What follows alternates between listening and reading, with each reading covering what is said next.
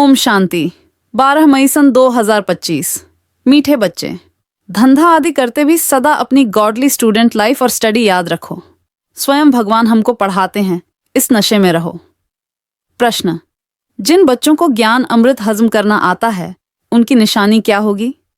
उत्तर: अब उन्हें सदा रूहानी नशा चढ़ा रहेगा और उस नशे के आधार पर सबका कल्याण करते रहेंगे।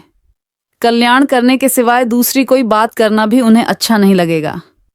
कांटों को फूल बनाने की ही सेवा में बिजी रहेंगे। ओम शांति।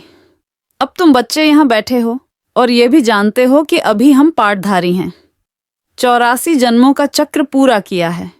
ये तुम बच्चों की स्मृति में आना चाहिए। जानते हो कि बाबा आया हुआ है हमको फिर से राज्य प्राप्त कराने व तमो प्रधान से सतो प्रधान बनाने। ये बातें सिवाय बाप के और कोई नहीं समझाएंगे। तुम जब यहाँ बैठते हो तो तुम जैसे स्कूल में बैठे हो, बाहर हो तो स्कूल में नहीं हो।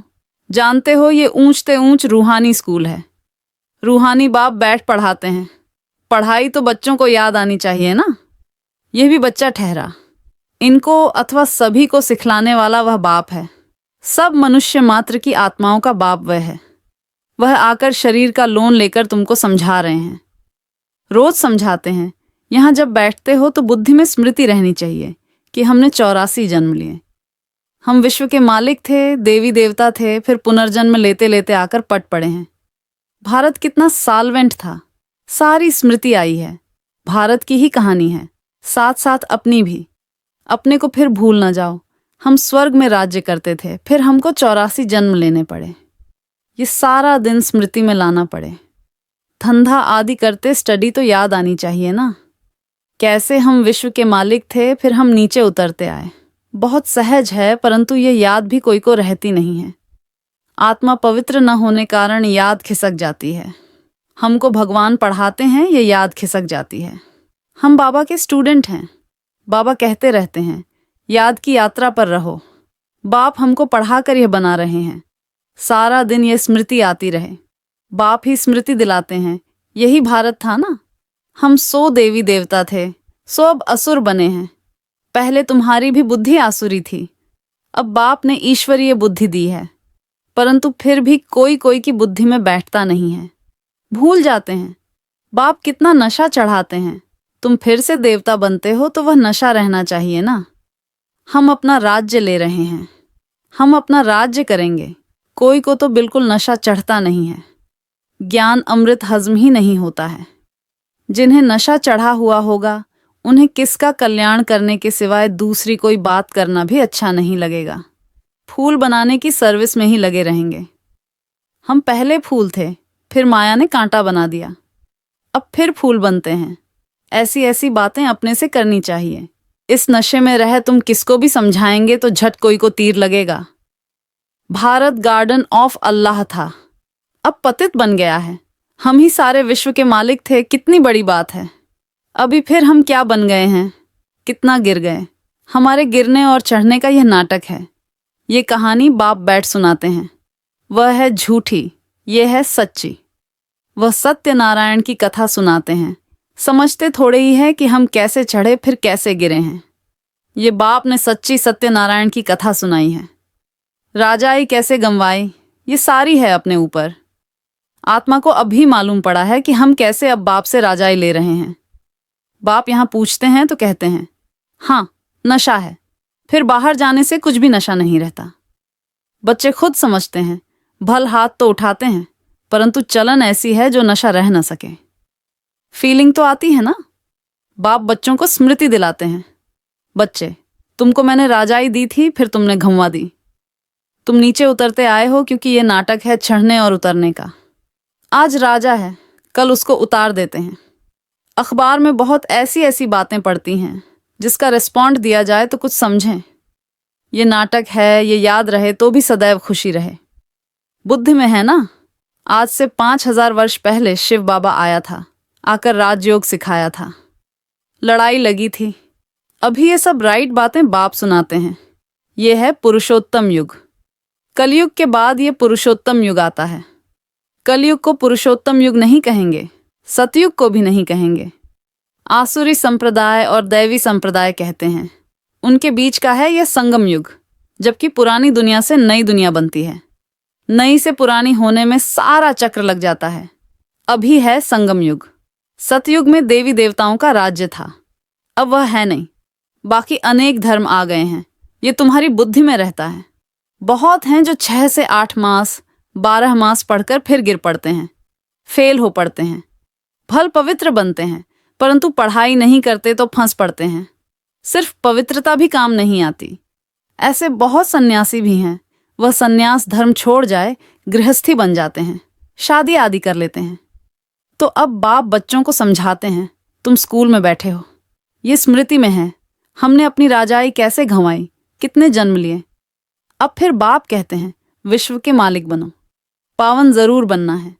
जितना जास्ती याद करेंगे उतना पवित्र होते जाएंगे, क्योंकि सोने में खाद पड़ती है, वह निकले कैसे। तुम बच्चों की बुद्धि में है, हम आत्मा सतो प्रधान थी, 24 कैरेट थी, फिर गिरते गिरते ऐसी हालत हो गई है। हम क्या बन गए।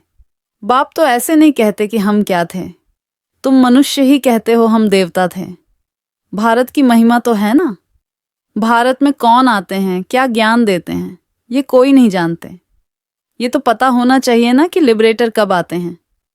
भारत प्राचीन गाया जाता है तो जरूर भारत में ही रीइंकार्नेशन होता होगा, अथवा जयंती भी भारत में ही मनाते हैं। जरूर फादर यहां आता है। कहते भी हैं भागीरथ, तो मनुष्य शरीर में आया होगा ना। फिर घोड़े गाड़ी भी दिखाई है। कितना फर्क है, श्री कृष्ण और रथ दिखाया है। मेरा किसको पता नहीं है। अभी तुम समझते हो बाबा इस रथ पर आते हैं, इनको ही भाग्यशाली रथ कहा जाता है। ब्रह्मा सो विष्णु चित्र में कितना क्लियर है। त्रिमूर्ति के ऊपर शिव, ये शिव का परिचय किसने दिया। बाबा ने ही बनवाया ना। अभी तुम समझते हो बाबा इस ब्रह्मा रथ में आए हैं। ब्रह्मा सो विष्णु, विष्णु सो ब्रह्मा।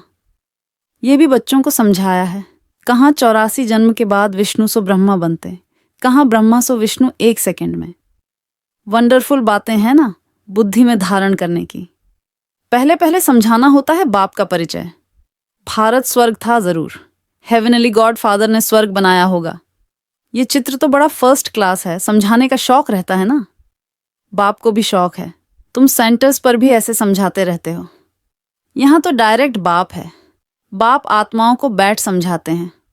आत्माओं के समझाने और बाप के समझाने में फर्क तो जरूर रहता है, इसलिए यहाँ सम्मुख आते हैं सुनने लिए।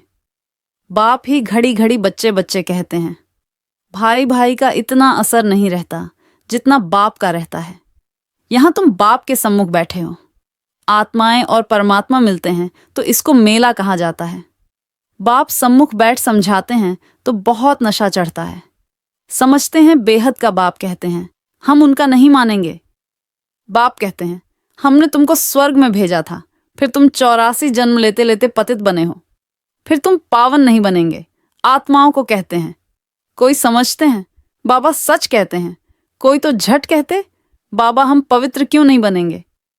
बाप कहते हैं, मुझे याद करो तो तुम्हारे पाप कट जाएंगे, तुम सच्चा सोना बन जाएंगे। मैं सभी का पतित पावन बाप हूं, तो बाप की समझानी और आत्माओं की बच्चों की समझानी में कितना फर्क है। समझो कोई नए आ जाते हैं, उनमें भी जो यहाँ का फूल होगा तो उनको टच होगा। ये कहते ठीक हैं, जो यहाँ का नहीं होगा तो समझेगा नहीं। तो तुम भी समझाओ, हम आत्माओं को बाप कहते हैं, तुम पावन बनो। मनुष्य पावन बनने के लिए गंगा स्नान करते हैं, गुरु करते हैं, परंतु पतित पावन तो बाप ही है। बाप आत्माओं को कहते हैं कि तुम कितने पतित बन गए हो, इसलिए आत्मा याद करती है कि आकर पावन बनाओ। बाप कहते हैं, मैं कल्प कल्प आता हूं, तुम बच्चों को कहता हूं, यह अंतिम जन्म पवित्र बनो। यह रावण राज्य खत्म होना है। मुख्य बात है ही पावन बनने की। स्वर्ग में विष होता नहीं। जब कोई आते हैं तो उनको ये समझाओ कि बाप कहते हैं। अपने को आत्मा समझमू बाप को याद करो तो पावन बन जाएंगे, खाद निकल जाएगी। मन मनाभव अक्षर याद है ना। बाप निराकार है, हम आत्मा भी निराकार हैं। जैसे हम शरीर द्वारा सुनते हैं, बाप भी इस शरीर में आकर समझाते हैं। नहीं तो कैसे कहें कि मामेकम याद करो, देह के सभी संबंध छोड़ो। जरूर यहाँ आते हैं, ब्रह्मा में प्रवेश करते हैं। प्रजापिता अब प्रैक्टिकल में है, इन द्वारा हमको बाप ऐसे कहते हैं, हम बेहद के बाप की ही मानते हैं। वह कहते पावन बनो, पतितपना छोड़ो, पुरानी देह के अभिमान को छोड़ो, मुझे याद करो तो अंतमति सो गति हो जाएगी, तुम लक्ष्मी नारायण बन जाएंगे। बाप से बेमुख करने वाला मुख्य अवगुण है एक दूसरे का परचिंतन करना, ईविल बातें सुनना और सुनाना। बाप का डायरेक्शन है तुम्हें ईविल बातें सुननी नहीं है, इनकी बात उनको, उनकी बात इनको सुनाना। ये धूतीपना तुम बच्चों में नहीं होना चाहिए। इस समय दुनिया में सभी विपरीत बुद्धि है ना, सिवाय राम के दूसरी कोई बात सुनाना, उसको धूतीपना कहा जाता है। अब बाप कहते हैं ये धूतीपना छोड़ो, तुम सभी आत्माओं को बताओ कि हे सीताएं, तुम एक राम से योग लगाओ, तुम हो मैसेंजर, ये मैसेज दो कि बाप ने कहा है, मुझे याद करो। बस इस बात के सिवाय बाकी सब है धूतीपना। बाप सब बच्चों को कहते हैं धूतीपना छोड़ दो, सभी सीताओं का एक राम से योग जुड़वाओ, तुम्हारा धंधा ही यह है। बस ये पैगाम देते रहो। बाप आया हुआ है, कहते हैं तुमको गोल्डन एज में जाना है, अब इस आयरन एज को छोड़ना है, तुमको वनवास मिला हुआ है, जंगल में बैठे हो ना। वन जंगल को कहा जाता है। कन्या की जब शादी होती है तो वन में बैठती है, फिर महल में जाती है। तुम भी जंगल में बैठे हो, अब ससुर घर जाना है, इस पुरानी देह को छोड़ना है। एक बाप को याद करो, जिनकी विनाश काले प्रीत बुद्धि है वह तो महल में जाएंगे, बाकी विपरीत का है वनवास, जंगल में वास है। बाप तुम बच्चों को भिन्न भिन्न रीति से समझाते हैं।